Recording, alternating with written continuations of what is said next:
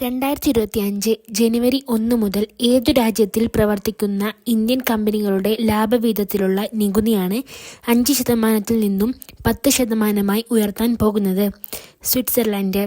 2024 ഡിസംബറിൽ ഇംപീച്ച്മെന്റ് ചെയ്യപ്പെട്ട ദക്ഷിണ കൊറിയൻ പ്രസിഡന്റ് യുൻ സുക് യോളൻ 2024 ഡിസംബറിൽ ഇന്ത്യ സന്ദർശിച്ച ശ്രീലങ്കൻ പ്രസിഡന്റ് അനുരാഗ് കുമാര ദിസനായകെ 2024 ഡിസംബറിൽ ലോകാരോഗ്യ സംഘടനയുടെ അംഗീകാരം ലഭിച്ച കോളറ വാക്സിൻ യുവികോൾ എസ് ലോകത്തിലെ ഏറ്റവും ശക്തിയേറിയ ലേസർ പുറത്തിറക്കിയ രാജ്യം റൊമാനിയ സർക്കുലർ ഇക്കണോമി നയം പ്രഖ്യാപിക്കാൻ ഒരുങ്ങുന്ന ആദ്യ സംസ്ഥാനം കർണാടക 2024 കൃഷ്ണ വാര്യർ പുരസ്കാരം ലഭിച്ചത് എം ലീലാവതി ഇന്ത്യയുടെ പുരാതനമായ സൈനിക അറിവുകളെ പുതിയ കാലത്തെ തന്ത്രങ്ങളുമായി കൂട്ടിയോജിപ്പിക്കുക എന്ന ലക്ഷ്യത്തോടെ ആരംഭിച്ച